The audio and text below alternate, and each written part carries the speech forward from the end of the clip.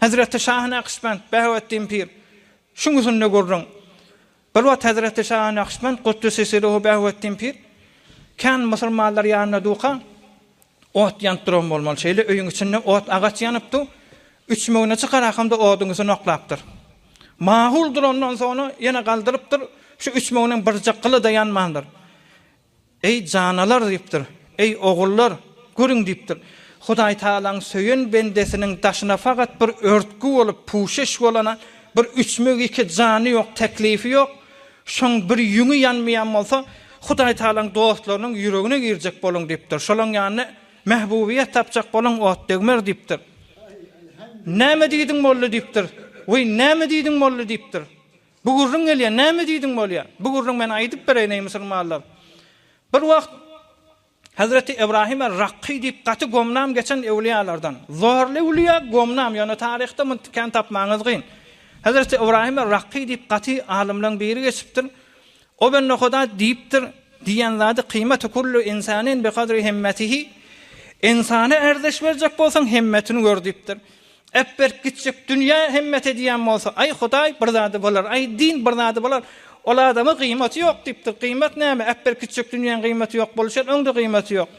Emma kıymeti Hudaýyň hoşlugy bolsa, Hudaý hoş bolsa, şo begenýän bolsa, asly himmeti şo bolsa, ola adamı kıymet bermede gurda diýipdir. On kıymeti musawy Hudaýyň özü diýipdir ey musulmanlar. On kıymeti Hudaý Taalaň diýdary diýipdir.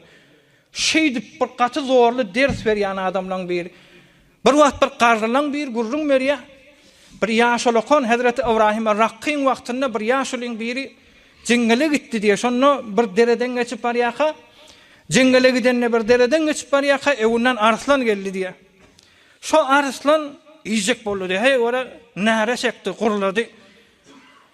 Om ýanyna geldi diye şo garryň gözledi diye etekden defesine. Sonra da bir forum boldy. Könüne degajak boldy, çykyp gitdi diýipdir. Ýanky garry adam, olakan adam heýran gatdyr. Näzire boldy, ýyjek boldy, aglynaşdy geldi.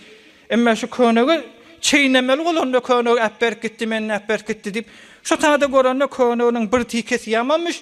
Şo ýamady Hazreti İbrahim we Rakkyň doğunyň parsasy müşdik diýýär musulmanlar. Ha şoň hormatyny iýmedi diýipdir.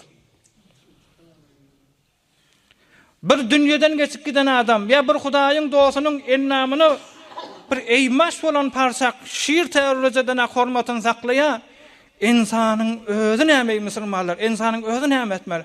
Erdeşimizin üstünde Hudaý Taalaň ýanyna izzet tapmaň üstünde Peygamberimiz izzetinden gurrun edeli.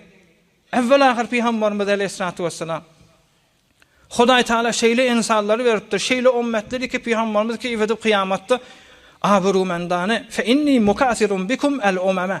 Men ummetimden bir insanlar dünýäge geljek, bir insanlar dörejek we geçip gitjek. Kıyamatda men şu insanlara Peygamberler ýany iftihar etjek diýipdir Hazreti İbrahim Rakky ýanaklar.